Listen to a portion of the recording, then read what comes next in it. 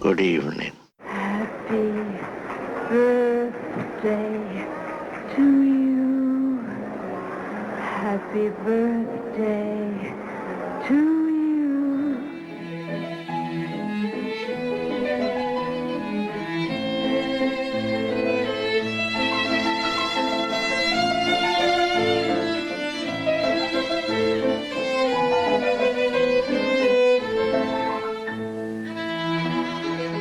Welcome to Cineversary, a podcast that celebrates a milestone anniversary of a masterful work of cinema. Every month we send happy birthday wishes to a different film currently observing a joyous jubilee. Anything from a 20th all the way up to a 100th anniversary. This is your devoted host, Erik Martin, creator of the Cineverse blog and moderator of the weekly Cineverse film discussion group. If you've just discovered our show, welcome. If you're a regular listener, we are delighted to have you back. Alfred Hitchcock is credited with multiple masterpieces across his filmography, from The Lady Vanishes and Notorious to Vertigo, Psycho, and North by Northwest, and so many others. But there was one movie in particular he named as his very favorite, Shadow of a Doubt, which premiered on January 12, 1943. This finely crafted study in suspense and twisted family dynamics is also highly regarded by this month's guest, who names Shadow of a Doubt her favorite Hitchcock film. This episode, I'm thrilled to be joined by Carrie Rickey, former film critic for several publications, including The Village Voice, The Boston Herald, and the Philadelphia Inquirer. Carrie and I will discuss why Shadow of a Doubt is worth celebrating 80 years later, its influence on later movies and filmmakers, notable directorial choices that make this picture a cut above, messages that can be mined from the movie, and much more.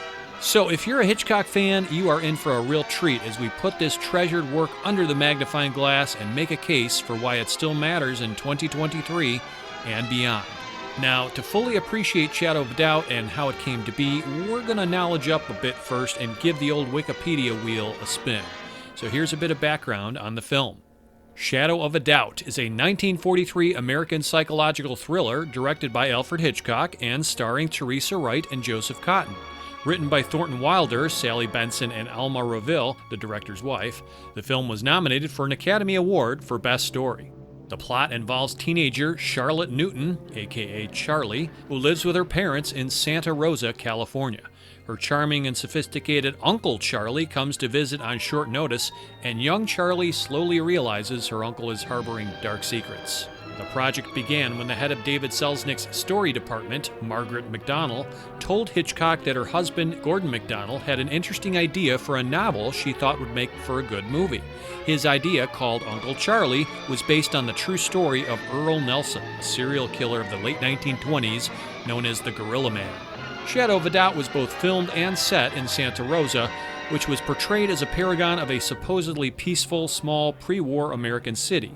Since Thornton Wilder wrote the original script, the story is set in a small American town, a popular setting of Wilder's, but with an added Hitchcock touch to it.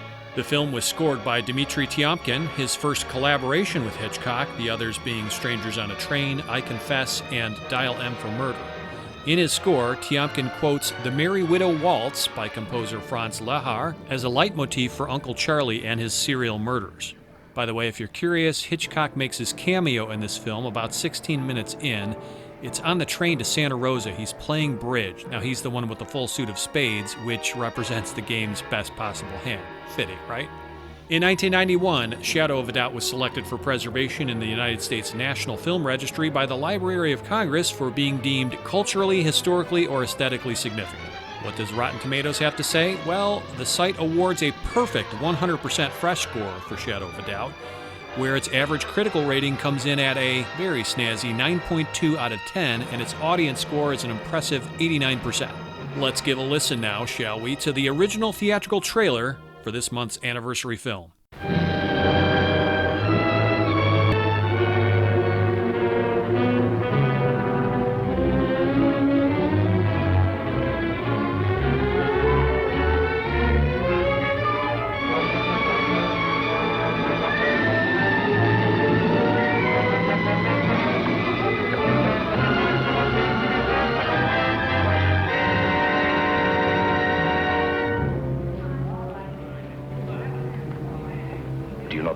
a foul sty. Do you know if you ripped the fronts off houses, you'd find swine?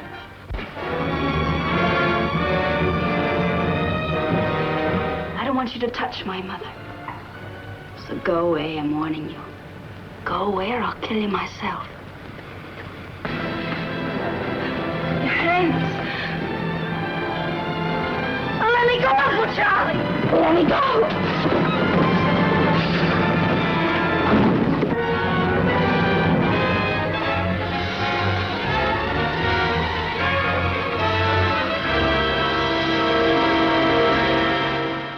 Yep, I would be failing in my duties as host of Cineversary if I didn't give you fair warning that me and my guest, we will be traversing crucial plot points and crossing into twisty revelation territory as we travel through our conversation of Shadow of a Doubt. So if you've arrived at this episode blind, see the light, brothers and sisters, by pausing this show and watching said film post-haste. Here, listen to some good advice from young Charlie. Take your chance.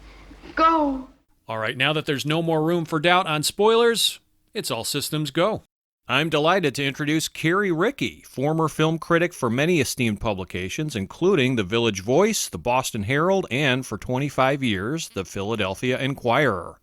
Carrie, it's a real pleasure to welcome you to our Cineversary podcast. Thank you, Erik, and thank you for asking me. Of course. When I saw that, well, first off, I want more female voices represented on our show, and it's been too long, so I certainly had that in my priority box, but I also had you on my radar for quite a while. I loved your work over the years. And then I saw that you listed this as your favorite Hitchcock. I thought, wow, this is a perfect marriage. I hope she says yes, and you did. So we are here, and it's fantastic. So do you recall, Carrie, when and where you first watched Shadow of a Doubt and maybe your first impressions of the movie? Since I always remember where I saw every movie in a theater, I have to guess that I know I saw it when I was pretty young, maybe 8 or 9 years old. So I'm guessing, well, it has to be on TV, and I grew up in Los Angeles, so it was probably on Channel 9 or Channel 11 that had a lot of movies. And my reaction was that it hypnotized me. I mean, I didn't move. Wow. Okay.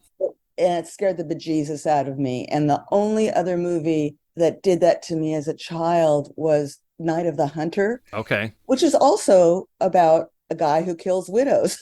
Yeah, absolutely. You're right. You've got a common thread there. So you were kind of terrified and mesmerized. And that's a pretty young age to be introduced to early Hitchcock. Yeah, so it stuck with you. Have you revisited this film many times over the years, I would assume? Oh, I've taught it. I've watched it. I've argued it. Mm-hmm. But I think those two movies, Night of the Hunter and Shadow of a Doubt, really struck me because they were about such vulnerable innocents who go through this ordeal and become the heroes. Yeah, I can imagine Night of the Hunter would be particularly impactful to a young child because, of course, they are the innocents on the run in that film. Here, of course, you have young Charlie, who's a teenage girl, and that could certainly get in your head, too, in terms of what she has to go through. Yeah, well, also, there are 3 kids in the movie, and the other 2 are so verbal and too smart for their own good. Oh, yeah. We'll talk about this. The precociousness of especially that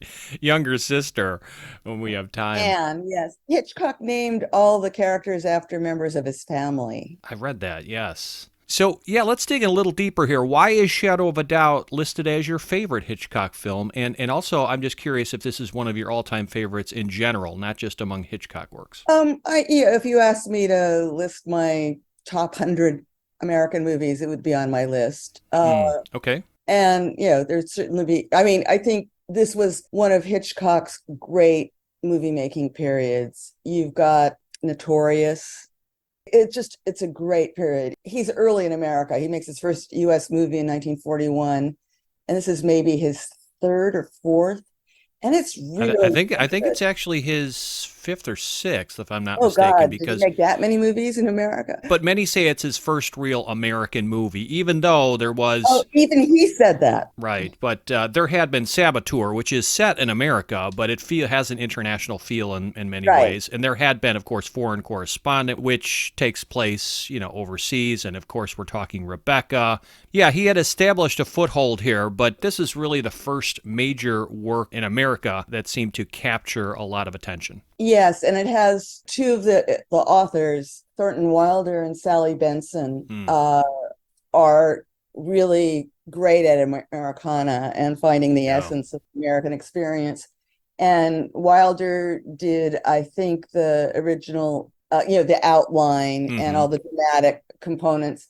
And Sally Benson, the New Yorker writer who we know best as the author of the sketches that became Meet Me in St. Louis. All the comedy is hers. And it's one of the reasons it's a particularly good and enjoyable Hitchcock movie is it is so funny and it is so scary. Yes. And it's very American. Absolutely. We're going to have fun talking about all of these elements, but especially the Americana that is infused in Shadow of a Doubt and the comedy, as you mentioned. So it's a very distinct work in his oeuvre. But so it still remains your favorite Hitchcock? Yes, and it's in such a great period. I love Notorious. So do I. I love North by Northwest. I very much like Rear Window. Those are in my top 5 Hitchcock. Yeah, it's hard to pick, but great ones to nominate and ruminate over. But yeah, this is a very high, one that places high for me as well. But I want to ask you next how the movie has stood the test of time. Now, you started to get into this, I think, with a great answer just in terms of the pedigree, the writers involved, for example, Thornton Wilder. I'd like to expound upon that a little bit. But yeah, why is Shadow of a Doubt worth honoring 80 years after its release, Carrie? And why and how does the film still matter, do you think? Well, I think the contrast between the big city and the small town, between the innocent idealist and the cynical misanthrope, these are polar opposites that still mean a lot. Those are timeless. Right. You can go back to Canterbury Tales for big city, small place. You can go back to the Bible for the innocent and the cynical, but these are just important emotional components. Absolutely. That don't age. And there are things that are dated in the movie, but it certainly passes the posterity test for me. Oh, agreed. We will talk about what has maybe not aged so well a little bit later, if we have time permitting. Okay. Yeah, anything else in terms of why Shadow of a Doubt still matters or how it stood the test of time? It's beautifully acted. It's a little bit like Rosencrantz and Guildenstern, because you have two people, the older Charlie, played by Joseph Cotton, and the younger Charlotte, also Charlie, the young Charlie, played by Teresa Wright. They see the subtext of everything, and they're having their own coded language to talk about it.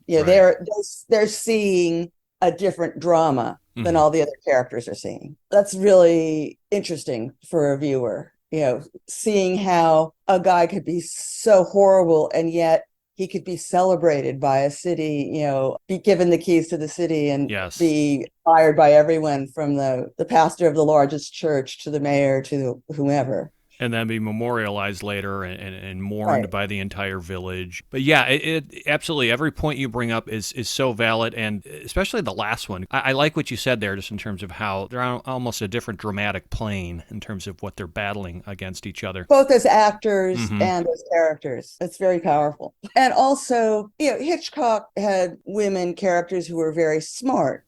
Like, the Eva Marie Saint character in North by Northwest, the Ingrid Bergman character, and I can't remember the name of where she's a psychiatrist. Spellbound. Yes. But here you have a very young woman, and remembering that so many of the females in Hitchcock movies were decorative, you have a young girl who is so finely attuned to emotion and motive that she becomes a superheroine, and she's just really smart.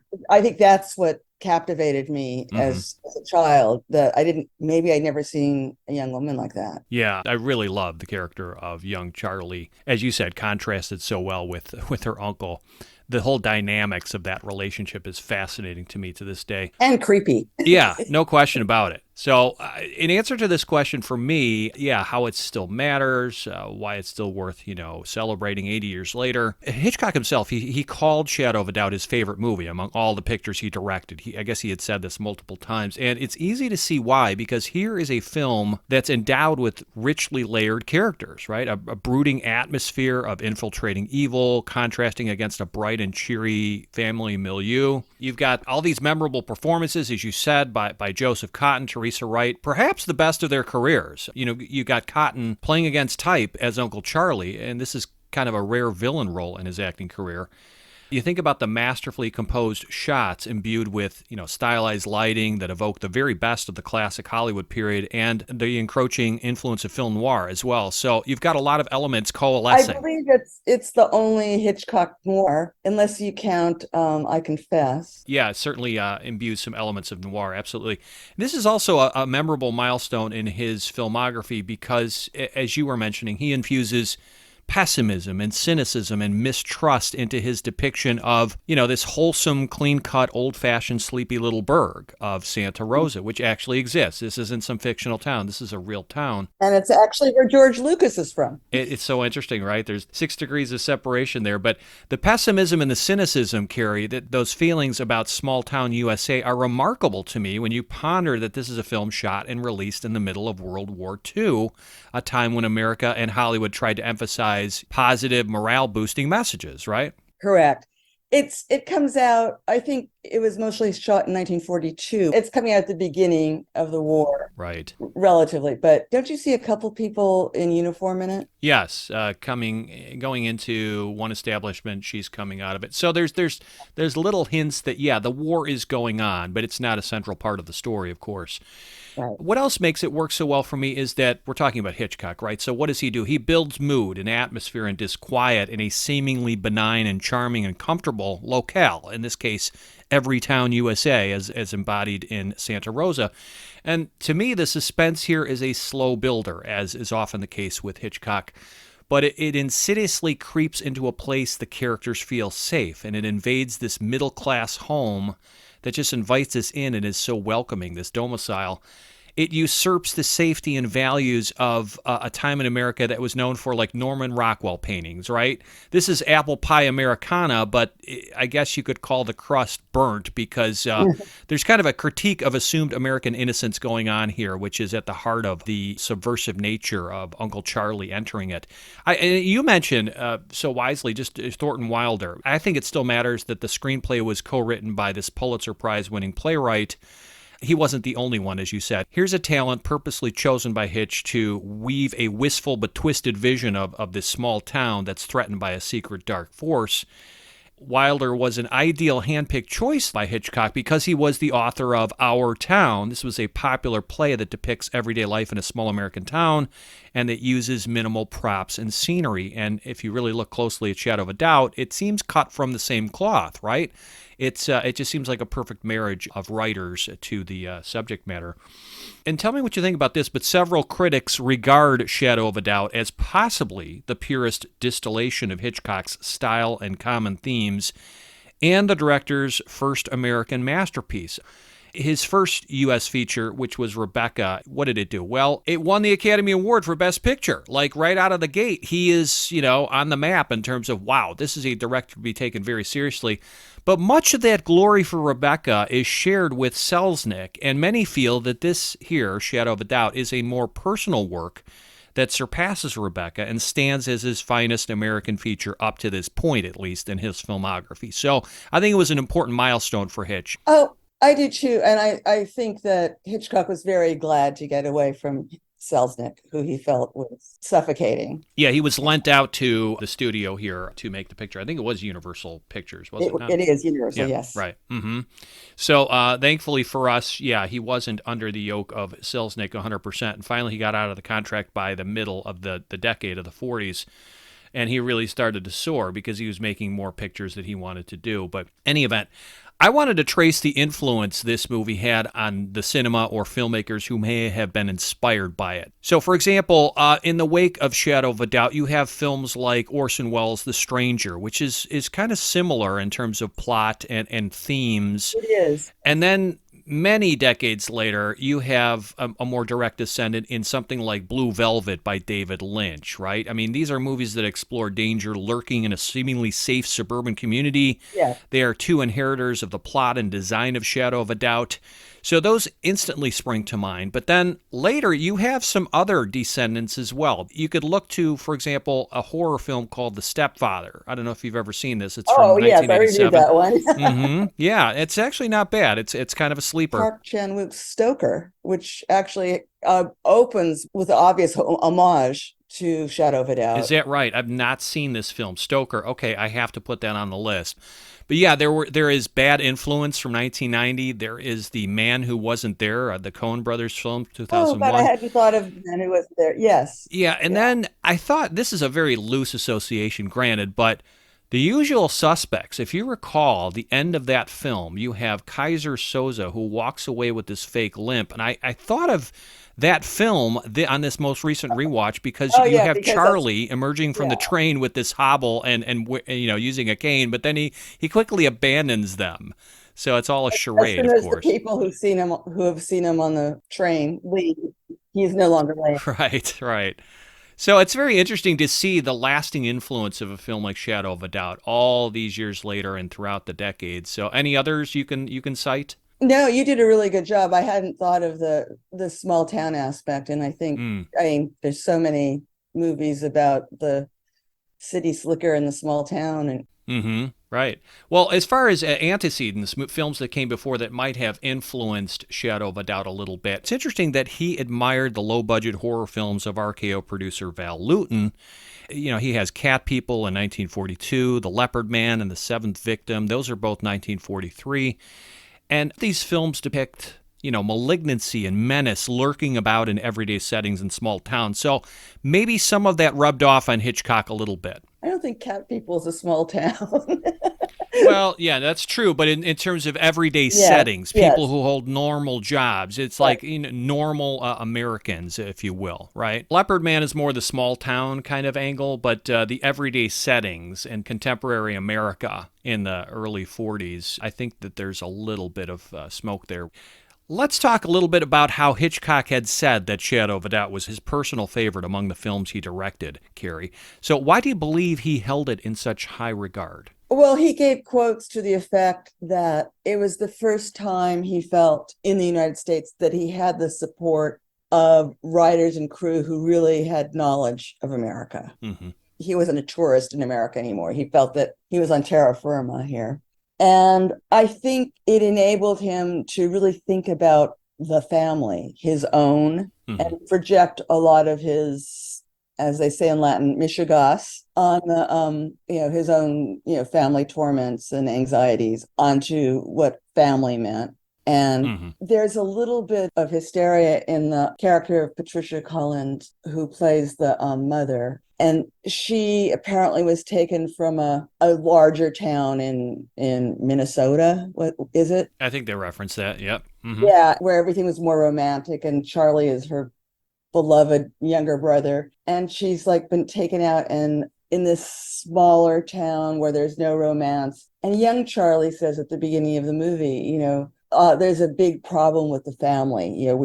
The family's in trouble. We need something to change us. Yeah, get out of these humdrums. Yeah, and we need romance. Be careful what you wish for, right? Yeah, and Uncle Charlie is a very romantic figure. Well-dressed, catnip to women, very handsome, and bearing gifts. Oh yeah, he's a charmer, no question about that, and quite outspoken too.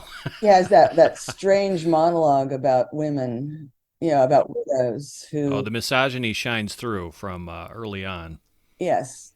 And I would like to think it's because a misogynist was outwitted that I love this movie, but I don't think I was that sophisticated at age 8. Well, there's that. You can't discount that, of course. There's the vindication by the end of in terms of that angle. But yeah, you're absolutely right. So all of these elements are part of what must have intrigued Hitchcock in terms of wanting to do this picture. A famous Hitchcock biographer, Donald Spoto, had called this film quote, the first spiritually autobiographical film of Hitchcock's career. And to provide context, the director's mother grew gravely ill back in England while the screenplay was written. And he couldn't get back there because that's right. All ships were blocked, Yeah, it's World War II. He was challenged in terms of being able to get back to his sick mother. And so during production, sadly, his mother passed away, and Hitchcock poured a lot of his heart and soul into this movie, especially its more idealized vision of domestic bliss found in Santa Rosa, California. It's also interesting that you had mentioned that many characters are named after Hitchcock's, family and so forth. His own mom, her name was Emma, and that's the mother character here. And interestingly, Emma represents the last time a major maternal character is shown in a positive light in a Hitchcock film, because subsequent mothers would be evil or undesirable to some extent, or silly or what have you. And so this might have been the last hurrah in terms of a positive representation of a maternal figure. Doris Day in The Man Who Knew Too Much? Well, in terms of a mother of a major character. Oh, a mother of a major. You're right, but when you see like an older mother of, the protagonist in a movie, you think of Strangers on a Train and Cary Grant's mother in North by Northwest. And there's, of course, Psycho is the major linchpin there. Yes. But you're right. I may have overspoken because there are some mother characters who don't fit that grain. Right. And Patricia Collins is such a great actress. I mean, she's fantastic. And you see those tears on her face, and they don't seem fake to me. It seems like she's really welling from a pool of emotions that are genuine and authentic. And when young Charlie gets the carbon monoxide from being locked in the garage, Patricia Collins just falls apart. No, I have to stay here. I can't bear to leave you here alone. Mm-hmm.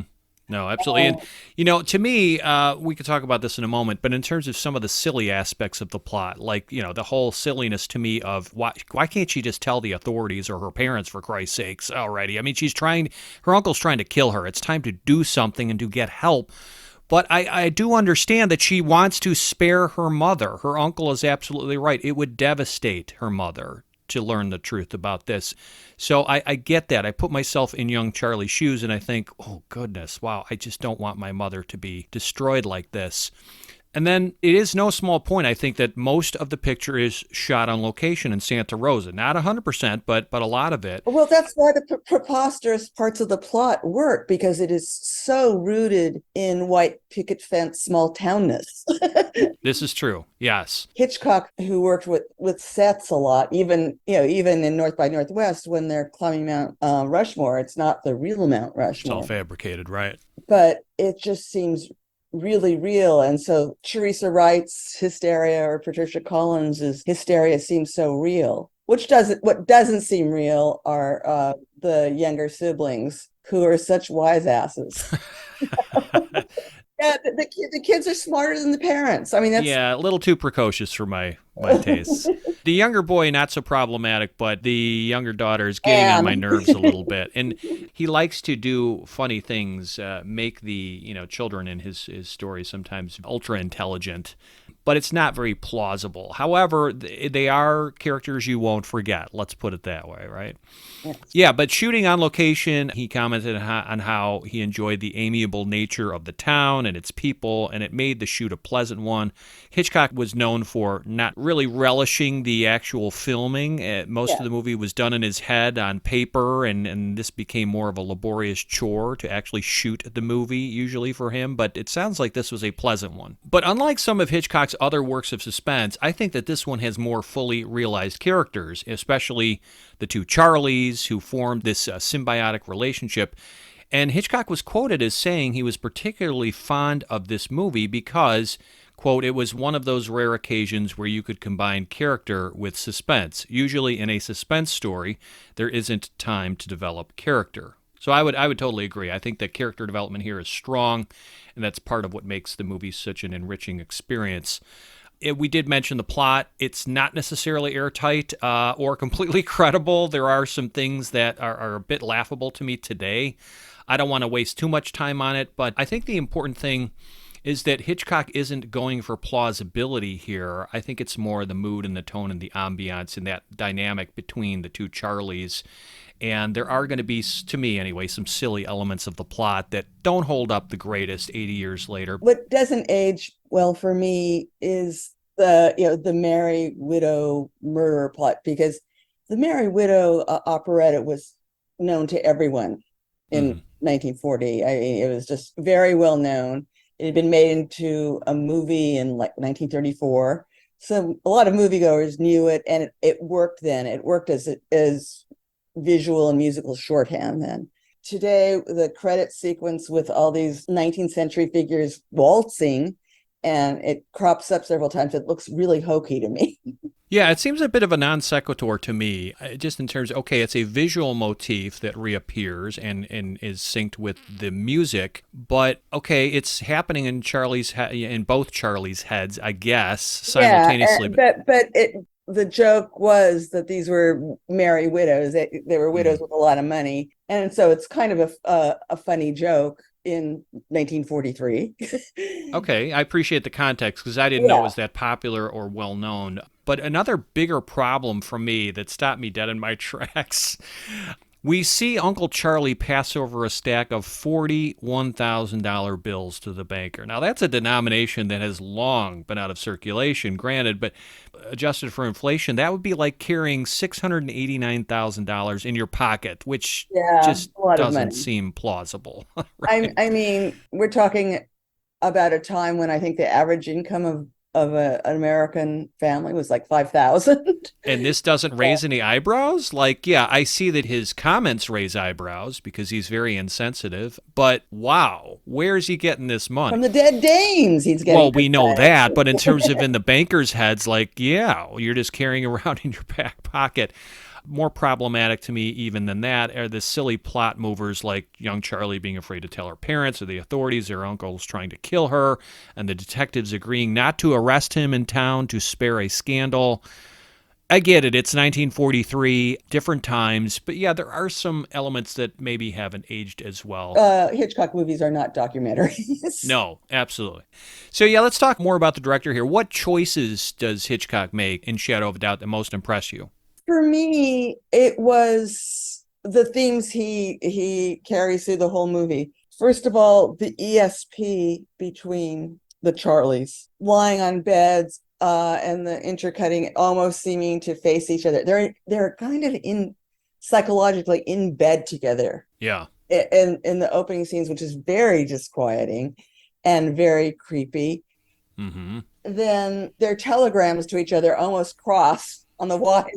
Yep. And then that really creepy mock wedding. I mean, he slides the ring stolen from one of the Merry Widows onto her hand as though they're getting married. Yeah, it almost feels like either a proposal or they're at the altar, right? It just doesn't feel right. It's not right. Mm-hmm. And, all the incestuous implications that has.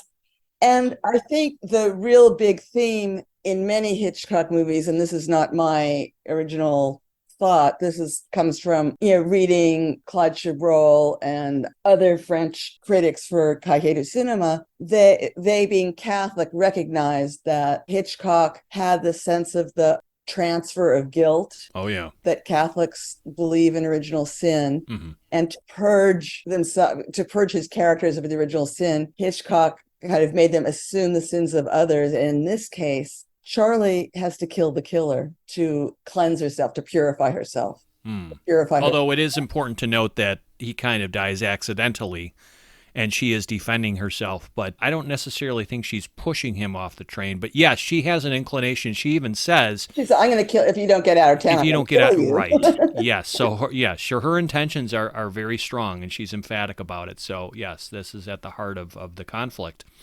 But yeah, in terms of directorial choices, I think that the artist here prioritizes subtlety and simplicity over things like grandiose visuals or sensationalistic storytelling, or, the film isn't filled with glamorous starlets or marquee stars. It doesn't have showy set pieces or gimmicky techniques.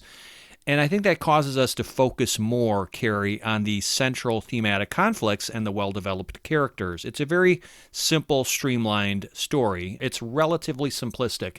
You recall how Joe Newton, the dad, says to his friend Herbie when discussing a detective story, "Those writers from the other side get too fancy." I think this is a bit of an in-joke from Hitchcock about how this screenplay was kept simple and written by Americans. At least that's half true if you consider that Hitchcock and his wife also collaborated. But the plot is lean, the setting is relatively mundane, there isn't much action, and all the characters, aside from Uncle Charlie, are middle-class normies who lead uninteresting lives. But to me, Carrie, the personification of Uncle Charlie, this is the primary fuel that drives the engine here, because he emerges, to me anyway, as a fascinatingly complex individual with these quirks and curious traits and idiosyncrasies that create an unpredictable but colorful character. He's irresponsibly carrying loose cash. He's not exactly careful about covering his incriminating tracks. And despite saying that it's the little details that are most important to him, he's kind of careless in a lot of ways. He's outspoken. He's verbally insensitive, like when he makes those callous remarks about Joe and his job at the bank, which are so cringy. And yet he's careful not to reveal too much about his past, right? And though he's capable of terrible violence, he's beloved and trusted by his family. So I think all of these disparities make for a really fascinating character. Well, he exudes the glamour of sophistication and intelligence, and he thinks he's more intelligent than everyone else. Right. And they're cowed by it. And I love when Patricia Collins says of her brother, "Oh, he's in business, like men are in business."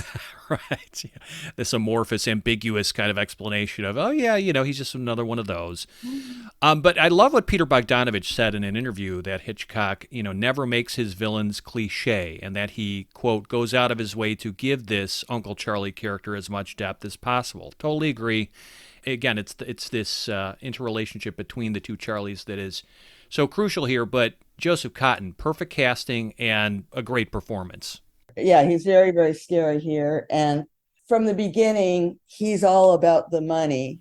And from the beginning, I think that Teresa Wright has that great line to her mother, "Mom, you're talking about money, I'm talking about soul." That's telling. And it's so beautifully set up. Mm-hmm. I guess that's Thornton Wilder, talking about the two kinds of people in the world. Sure. But you consider, Carrie, Hitchcock's ability to insinuate disturbing violence and infuse this subversive tone and suggest the slightest hint of incestuous sexuality, what we were talking about a moment ago, without depicting anything graphically, nor could he at the time. But he could have shown, for example, like he does in Strangers on a Train, strangling of the victims, but we're never shown Uncle Charlie, actually dispatching. Oh, well, we kind of are. They're sitting at the dinner table, and he's stolen the newspaper clip about the Merry Widow Killer. He's strangling that paper. Oh, no, I get it. We see him do things with his hands throughout the film, but we don't actually have a, flashback scene of him strangling anyone, which he could have done this in 1943. And yet, the most inappropriately creepy he gets with his niece is maybe when he gives her that ring, puts his arms around her. But yeah, even 80 years later, that is still cringy. Yet the implications and the potentialities of these sins, they churn the waters enough to make it a tense journey for us as viewers. And on this most recent rewatch, I was really struck by how often the director places Uncle Charlie in profile, often in a close-up or a medium shot. So in other words, he either faces left or right at roughly 90 degrees from the lens and 90 degrees from other characters in the shot. So what's the value there? Maybe Hitchcock is suggesting that there are multiple sides to the uncle's character, including a side we can't see literally or figuratively in that moment. I think, yes. Yeah. Mm-hmm. So it's just, you pay more attention to these things on rewatches, and you maybe value the significance of them on further viewings. But I love, as further evidence of Hitchcock's visual savvy, that he repeats the dreamlike imagery of the dancers waltzing hauntingly in his mind. I know that I said that doesn't work very well for me. But in terms of consistency, he is consistent about that. I love how Hitchcock employs the dramatic push zoom to emphasize the ring on young Charlie's finger when she walks down the stairs. That's a great kind of showpiece. He uses canted camera angles to suggest the world made, crooked by the uncle's presence. Yes. And it's a nice touch to have Uncle Charlie break the fourth wall by, turning to look directly at the camera, at us in a key shot. So, yeah, there's a lot going on there. Well, let's briefly talk then about themes and messages or morals to the story, if you will. So what rises to the surface for you, Carrie, in terms of a theme? Well, as I said before, it's the classic story of the innocent, versus the cynic, or idealist versus the misanthrope. But it's, as Roger Ebert used to say, it's really not what the movie is about, it's how it's about it. And how it's about it is that I think, as I said before, there's a lot of twinning in the movie between the two characters, but there's a lot of repeats of scenes. There's that scene when young Charlie is in the garage talking to MacDonald Carey, the Fed, and they get locked in by Uncle Charlie. And later in the movie, young Charlie will most certainly suffocate by carbon monoxide because her uncle has locked her in the garage again as the car is going. With all the twinning and everything, the number 2 runs through the whole movie. Scenes happen twice. The ring happens twice. Wow, that's really perceptive. Yeah, I didn't think about that. They go to a bar called the Till 2. Yeah, I think you're onto something. Now I'm going to have to watch it all over again. Yeah. But it's structured. It's composed. The themes kind of repeat. It's a contrapuntal movie. Mm-hmm. Yeah, this is the sweet candy at the heart of the sucker that Hitchcock wants us to savor. It's composed beautifully. Mm-hmm. That's why I don't see the ridiculous, the silly stuff in it. I mean, and also Henry Travers plays the young Charlie's father, and his best friend, played by Hume Cronin in what I think is his film debut, yes, are always talking about crime novels mm-hmm. and how to kill people. Both young Charlie and old Charlie are looking at them like, oh, amateurs, which is very funny. Yeah. Absolutely. The comedic subplot is just delicious. It's really funny. And while older Charlie is condescending to them, it's quite funny. And the character of Anne, the young sister, who's the brainiac, who wants to live in a library, she wants to marry a librarian. All that stuff is so funny. And that's what families are really funny. Absolutely. And this family is living on top of a volcano and it doesn't know it. And that's mm-hmm. funny. Oh, yeah. No, I mean, there's all kinds of in-jokes. As I said before, it's like watching Rosencrantz and Guildenstern saying, no, we should not be looking at that. We should be looking at what's really happening here. We should be looking at the subtext, not the text here. Yes. And it's very sophisticated. And that still works. It's so beautifully structured. No question about and it. I think everyone talks about Hitchcock being the master of the stairway scene.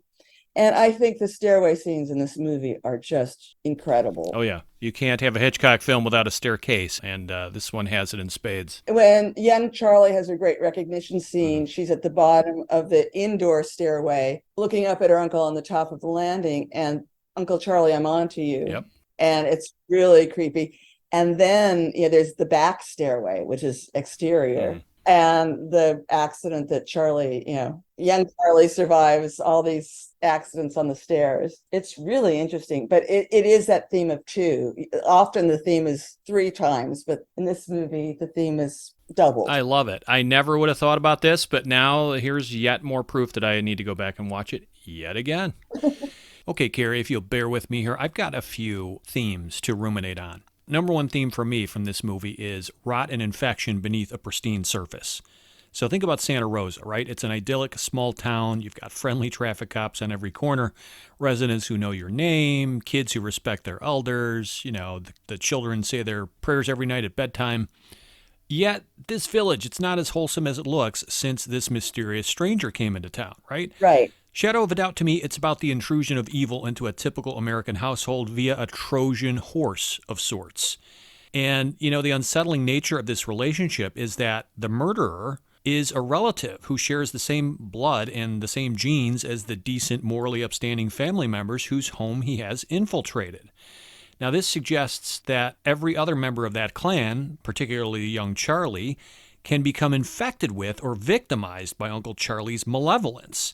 The director here, he makes the viewer second guess the sanctity and unimpeachable ideals of small-town society by doing what? Well, permitting Uncle Charlie's dark influence and negative worldview to seep into young Charlie's mind. Yes. The uncle, he tries to taint her perception of the town and the people she loves. He says, "You live in a dream. You're a sleepwalker, blind. How do you know what the world is like? Do you know the world is a foul sty? Do you know if you ripped the fronts off houses, you'd find swine? The world's a hell." Now, in the same scene at the restaurant, young Charlie sees, who does she see? It's a cautionary figure, the morose waitress who serves them, remember? Yeah. And this person is a reflection of what young Charlie could become in the years ahead. So let's look at young Charlie, right? She's this kind, chaste, gentle teenager.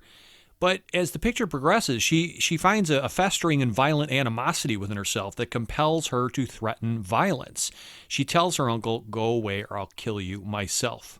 Theme number 2 that stands out is you've got a human monster in plain sight. Yeah. Let's look at Uncle Charlie. He's depicted as a kind of horrific psychological vampire, if you really look at it. Now, consider he prefers to lie in the dark behind curtains. He evades capture by the 2 detectives in the early part of the movie. He doesn't appear winded from, them chasing after him. He insists on not being photographed. He seems to possess a telepathic power to communicate with his niece, right? And then later, just to hammer home this thought, you've got the detective boyfriend who mentions the story of Dracula. So maybe it's a far-fetched theory, but I think there's some there. And then theme number 3 for me is pretty obvious one, toxic misogyny. Yeah. I mean, how many different soliloquies from Uncle Charlie do you have to hear before you know that this guy is just a raging misogynist? He says things like, women are fools, they fall for anything. And then, of course, the great sit down at the dinner where he says, The cities are full of women, middle-aged widows, husbands dead, husbands who've spent their lives making fortunes, working and working. Then they die and leave their money to their wives, their silly wives. And what do the wives do, these useless women? You see them in the hotels, the best hotels every day by the thousands. Drinking the money, eating the money, losing the money at bridge, playing all day and all night, smelling of money. Proud of their jewelry, but of nothing else. Horrible. Faded, fat, greedy women. But they're alive, they're human beings. Are they? Now, I'm going to read you something. This is by film scholar Michael Ryan. He says, Uncle Charlie, quote, uses his sex appeal for power and power alone, not even for money, which he acquires from his serial murders only to dismiss it. What he wants is to be superior to the human race and control everyone, especially women. He is absolutely isolated. He seduces only to conquer and destroy. Right. I really like that quote. I think it comments quite nicely on what I'm talking about here. All right, theme number 4 that rises to my surface anyway is subversion and perversity. And this is just kind of riffing on what we were talking about previously. Hitchcock, he subtly suggests a sexual conflict between the 2 Charlies, and she tells him, Because we're not just an uncle and a niece. It's something else. I know you. I know that you don't tell people a lot of things. I don't either. I have a feeling that inside you somewhere there's something nobody knows about. Something nobody knows? Something secret and wonderful. And I'll find it out. It's not good to find out too much, Charlie. But we're sort of like twins, don't you see? We have to know. You also recall how, as discussed, the uncle gives his niece this ring as a gift, places it on her finger in a manner slightly similar to either a proposal or something at the altar. And after she learns the truth about him, what happens? Well, she appears more as kind of a jilted lover betrayed by him than a disappointed niece. Some downright subversive stuff going on. Okay, as far as another theme, the film is very appropriately named Shadow of Doubt, because shadows and doubt, I think, are thematic key elements at play. Mm-hmm. We see shadows fall across the screen as foreshadowing elements. You think about the darkness that falls across the train when it pulls into the Santa Rosa Depot, and then the black billowing smoke that belches out. We see the high contrast lighting, sometimes used in scenes with Uncle Charlie. And then, of course, there's visible doubt that creeps across young Charlie's face in several later scenes, too. Okay, one more message from the movie as a key takeaway. Suppression is the lesser of all evils. You've got young Charlie. She's kind of in a corner here. She's got to squelch her urge to kill or unmask her uncle.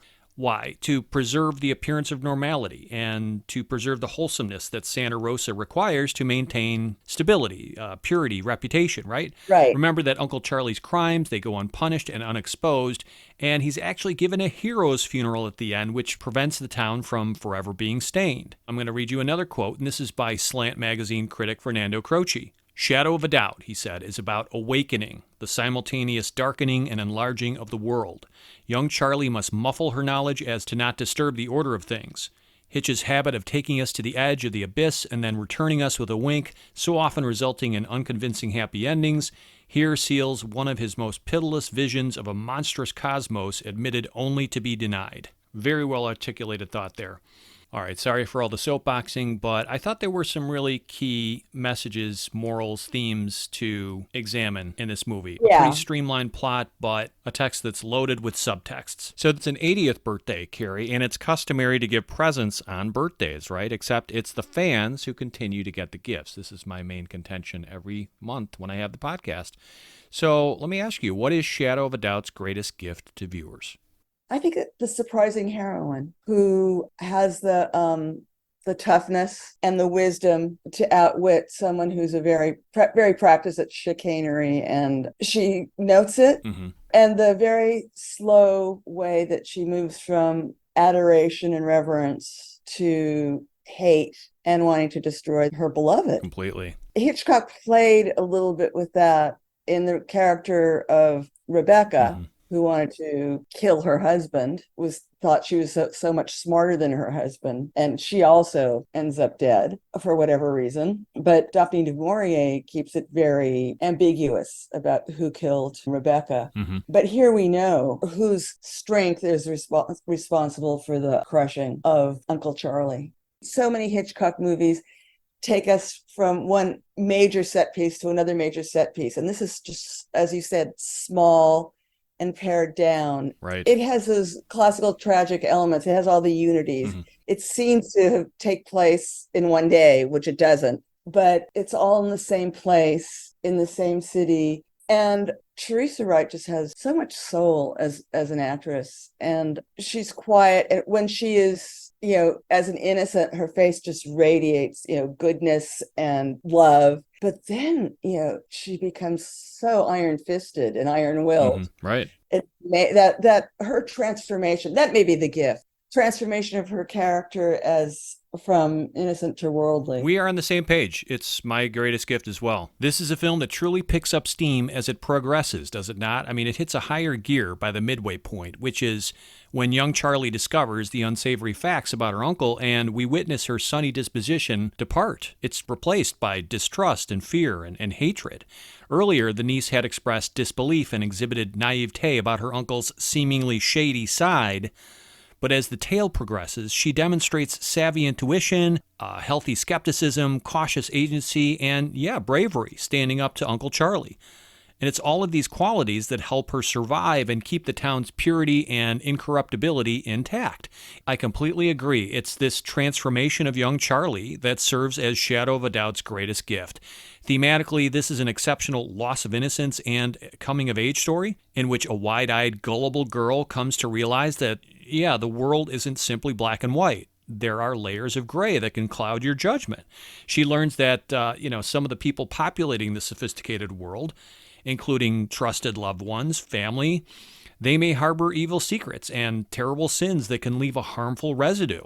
Young Charlie is forced to grow up quickly and to shield her family from this danger, and she even has to stifle the truth at the very end when unsuspecting townspeople gather to mourn her uncle's death. Mm-hmm. Now, fortunately, despite her pseudo-telepathic connection to Uncle Charlie, and as he says, the same blood runs through our veins, the niece ultimately won't be corrupted by his hate or his negativity, and she will have her family and a trusted partner in the detective to remind her that, the world is still full of good people. So the way Hitchcock and his collaborators slowly but consistently erode young Charlie's veneer of blind bliss and familial exuberance, thickening her skin for the harsher realities and the lethal dangers to come.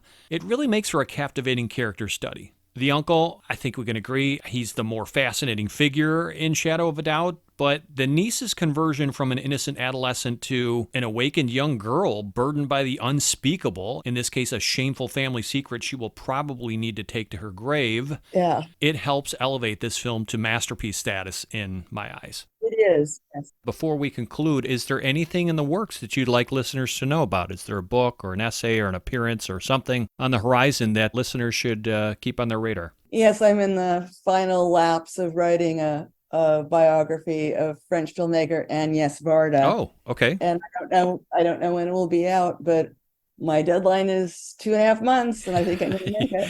Get chopping, right?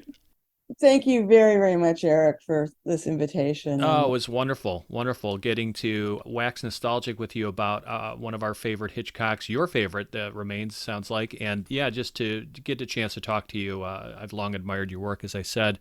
So thank you again for appearing on Cineversary and taking the deep dive with us into Shadow of a Doubt, Carrie. Thank you so much. And if you haven't seen it, what are you waiting for? Absolutely. Stop the podcast right now and just get thee to a Blu-ray. Okay, take care now, Carrie. Bye-bye. Bye-bye. Pretty grooving conversation there with Carrie Rickey, who I'm much obliged to for examining in depth why exactly Shadow of a Doubt is worth our adoration 8 decades after its release. Carrie, you're the podcast's new bestest friend, and thank you. That brings us to standing ovations. This is where I give a shout out to a film, website, podcast, book, television program, or other work that I think would be of interest to classic film lovers just like you.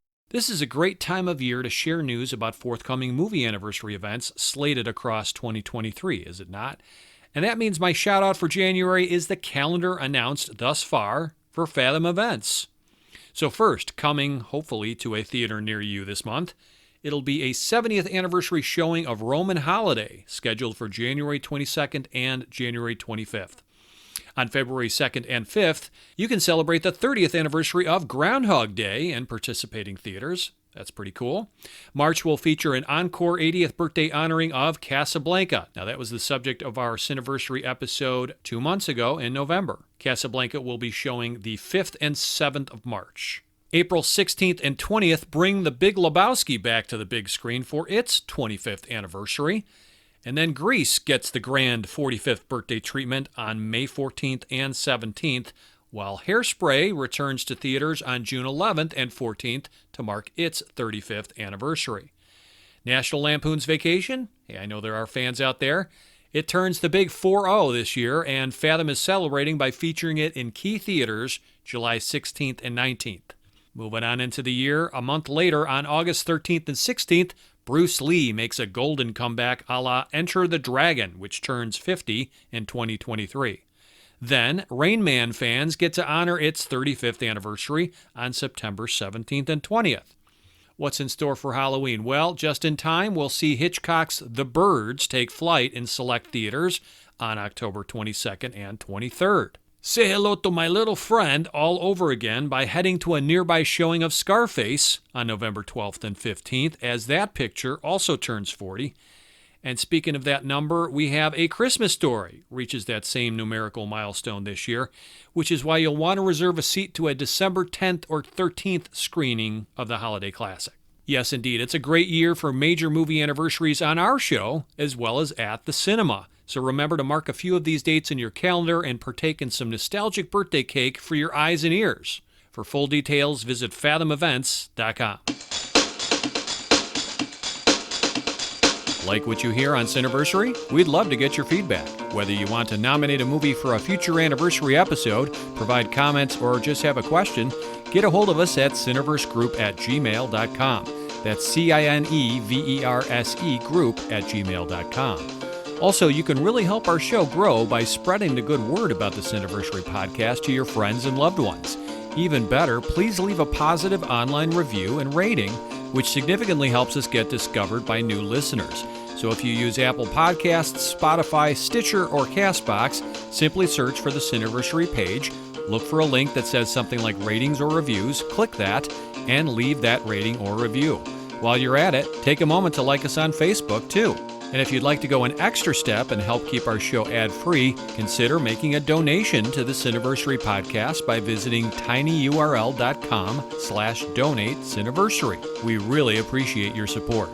Lastly, we encourage you to visit cineversegroup.com. That's the portal for my private film discussion group I launched back in 2005, where you can hear recordings of our group discussions and read in-depth analyses about the different movies we study. So, looking ahead here, what's on tap for February? Next month, we will send an anniversary Valentine to perhaps the finest work in director John Huston's oeuvre, and an influential precursor to adventure films like the Indiana Jones movies. Join us next time as we celebrate the diamond anniversary, the 75th birthday, of Treasure of the Sierra Madre, starring Humphrey Bogart and Walter Huston. And just a heads up, we will have 2 very special guests on that episode you will be delighted to hear from, so don't miss it.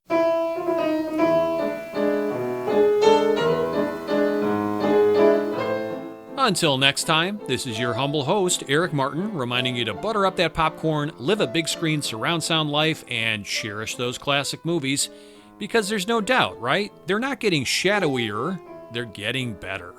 As always, thanks for giving us a listen.